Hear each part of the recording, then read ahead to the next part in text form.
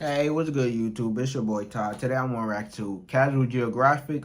Why America's most hated animal is underrated. What the fuck does that mean?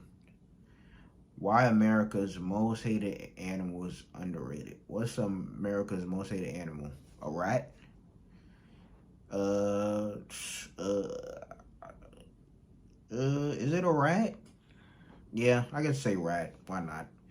Cause niggas hate rats, but you know. What the fuck? What's the most underrated animal? See, now that's almost a trick question because of the very definition of underrated. Because if everyone agrees that this one thing is underrated, then, well, it's really not that underrated. Same thing if I ask you what animal's overhated. Because again, if a majority of people can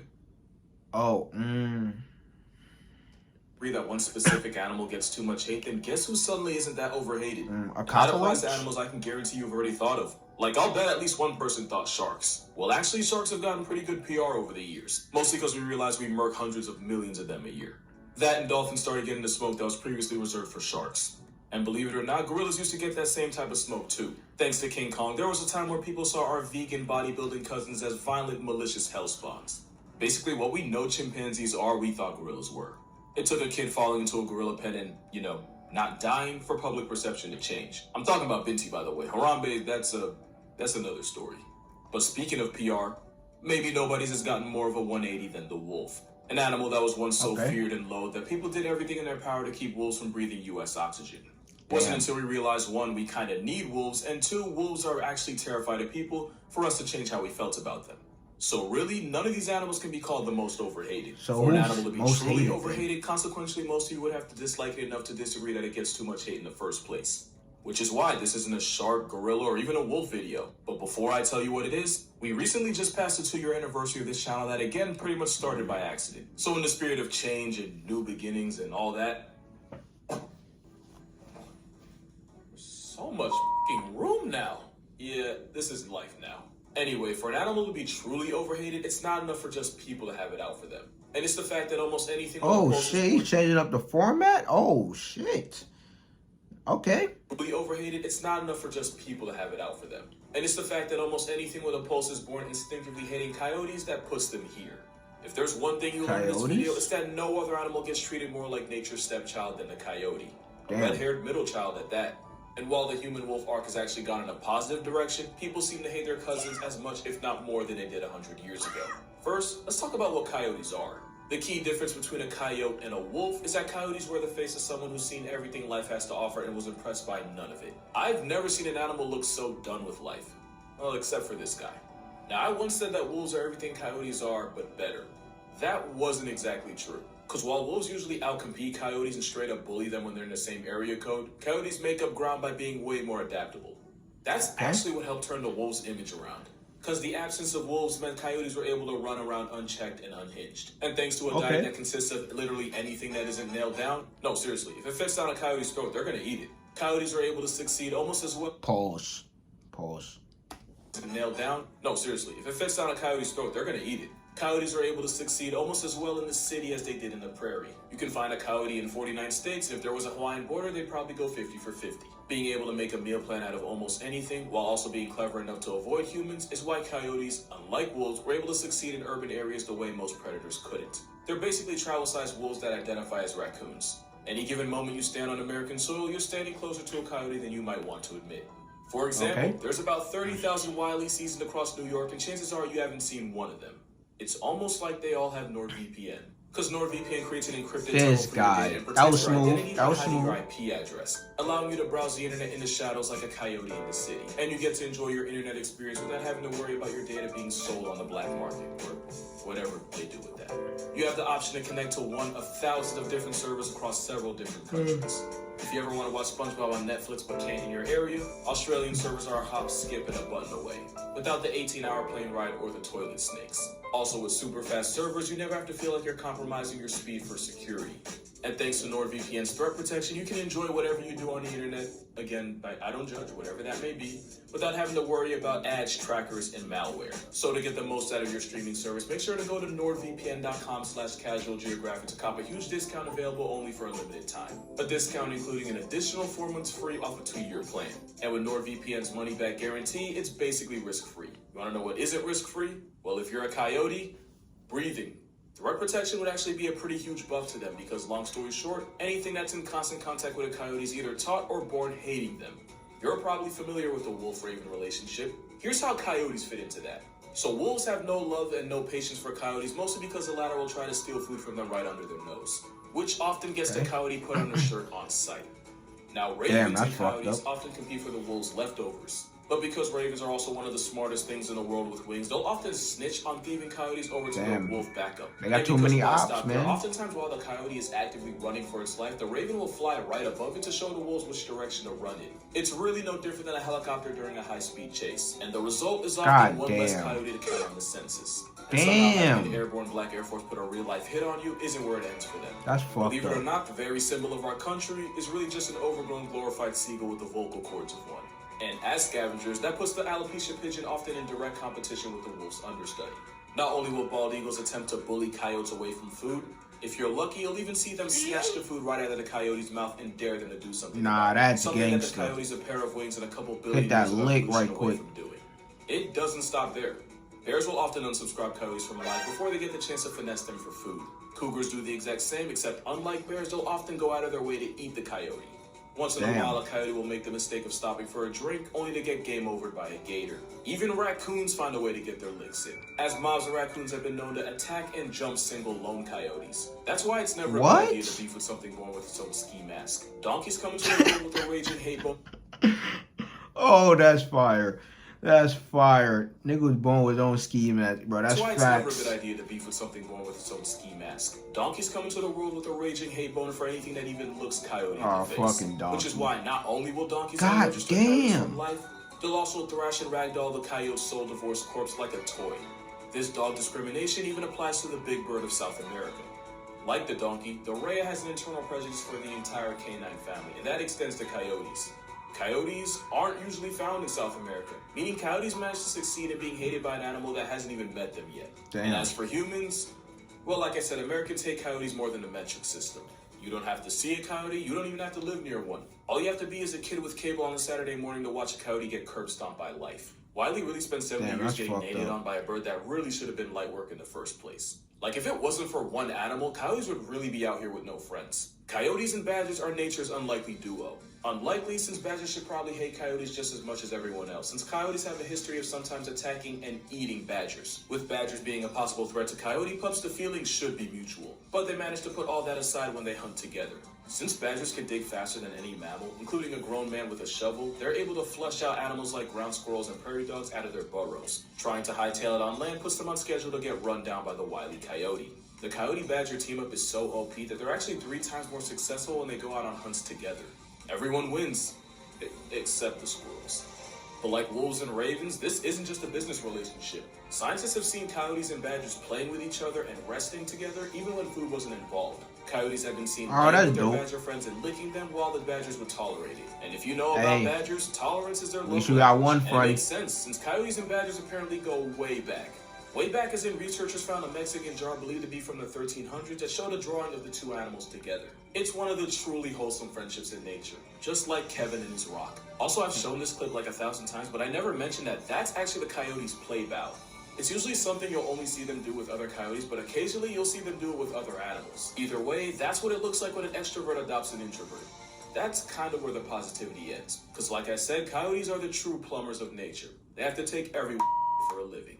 And the coyote carnage peeks out at us. Look, you could probably... Damn, that's fucked up. Damn, you was born to steal.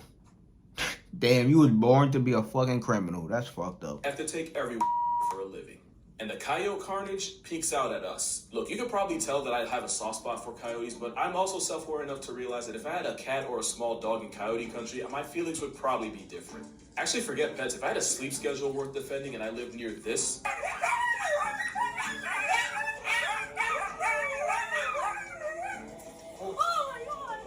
Bro, that should be so annoying, bro. Yeah, it would be on site the moment I'd have to hear. Hey, man. Hey, you hear that, bro? and you didn't get any sleep for work, hey, you gotta go outside in the backyard with the shotgun. Go handle some business. Yeah, it would be on site the moment I'd have to hear that at 3 a.m. Other than being menaces to pets, a lot of people hate coyotes because they see them as an EDP level threat to children.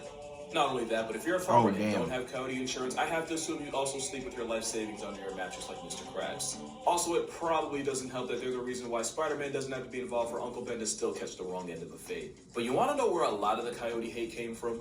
Seriously, you'll never guess it. Now with 1,000... Oh, wait, go back to that shit.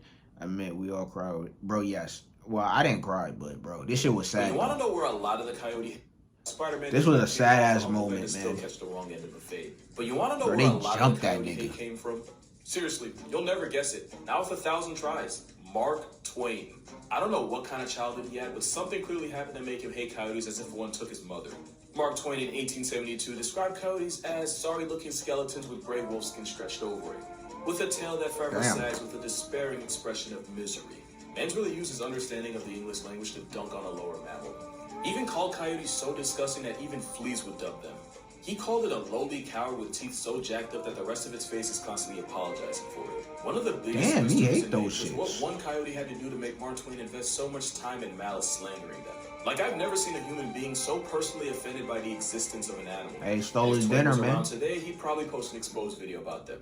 And that would be after canceling them on Twitter. But his coyote hit piece got so much clout that it actually played a big part in the reason a lot of people wanted them evicted. From the prairie, from America, from life itself, we basically declared war on an actual prairie dog. Except there was just one issue with this.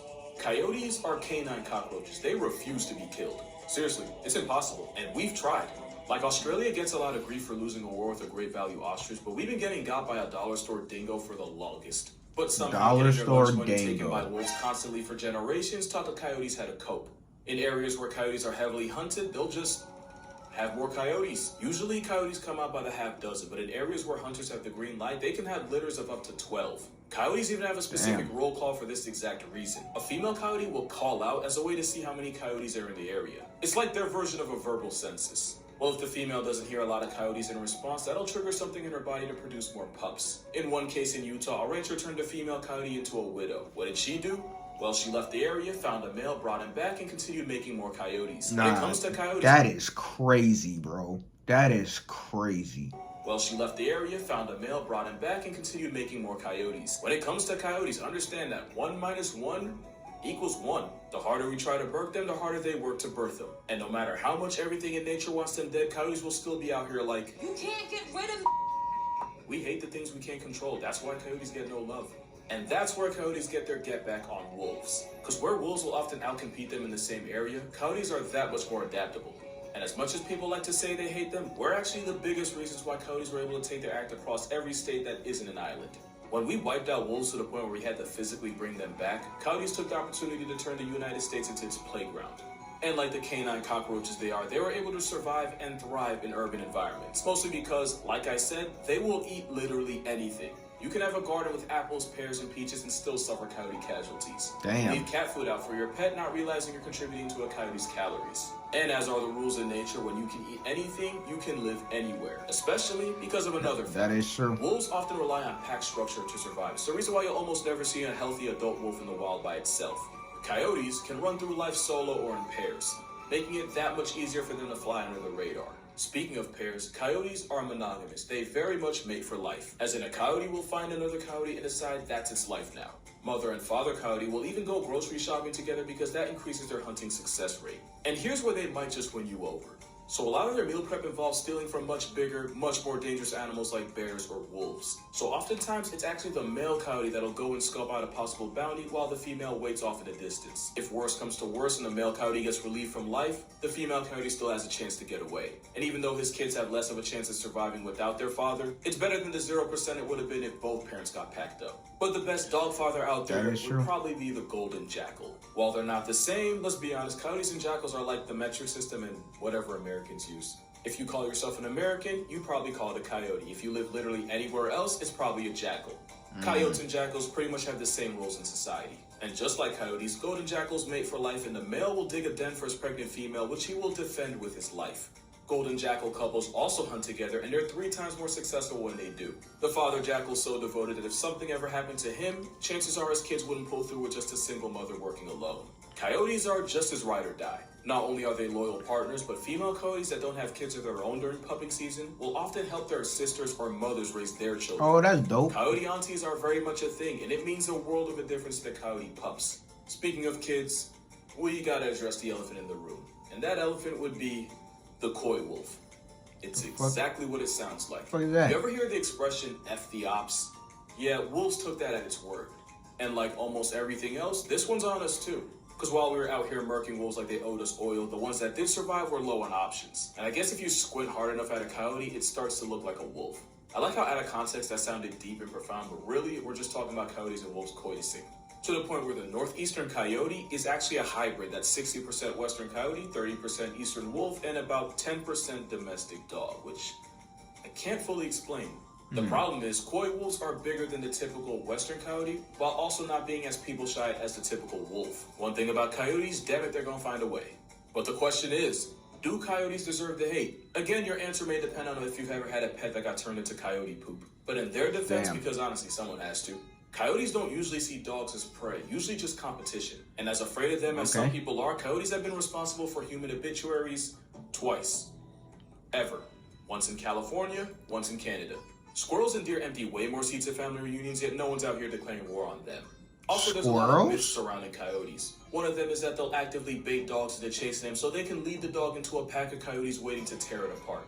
It's not true.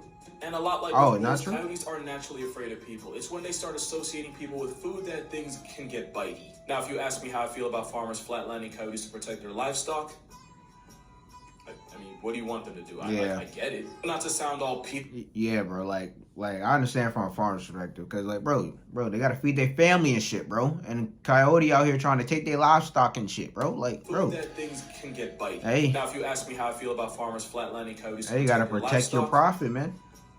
I mean, what do you want them to do? I get it. Not to sound all PETA in the face about it, there's humane ways to do it. I literally watched a video of a guy setting his pit bull loose on a coyote and watching it slowly break its leg while the coyote cried in pain, and the owner was just recording. And that's where I'm like, damn, reincarnation really is something, because Twain's still out here leaving his mark. I'm not asking you to like coyotes. I'm just saying anything with that much of a will to live and that little of a fire under a cautious kangaroo to give about anyone else, I mean, at some point, you gotta respect the game. Their entire existence is out of spite and a middle finger to everyone else. I mean, man survived 70 years of disrespect and a second Space Jam. That's gotta count for something.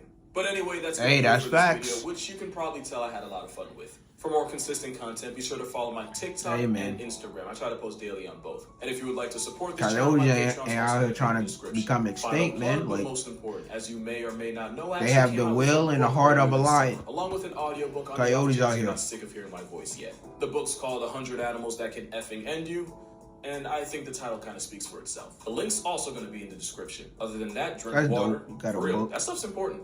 Hug your mother. She's not going to be here forever. Respect coyotes, I guess. Thanks to NordVPN for sponsoring this video, and I'll hopefully see y'all in the next one.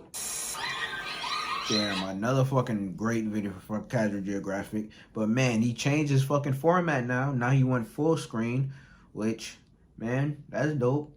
Make some changes to the channel, which is dope. But what's it called? Coyotes? But bro, I really don't feel what's it called? I understand from a fucking farmer's perspective, because like, bro, you can't be having these coyotes out here killing your fucking livestock and shit. So it's like, bro, you gotta get them the fuck up out of here, bro. They just gonna, steal your livestock and shit, bro. Farmers gotta feed their family and shit. But man, these coyotes, like, they won't die.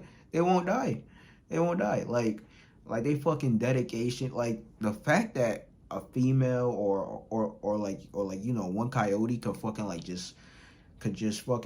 send out a call to other coyotes to see how many coyotes is in that fucking area, and if it's not enough, they body naturally like fucking make them multiply more. Is crazy. Like that is crazy, man. Nature, man, some shit that these animals can do, man, is fucking crazy, man. Like nature is just wild, man. Nature dangerous and fucking scary, man. Like, nature is wild. But you know, like, comment, subscribe. If you just anything else you want to interact with, you know, down below in the comments. But check it out and next one.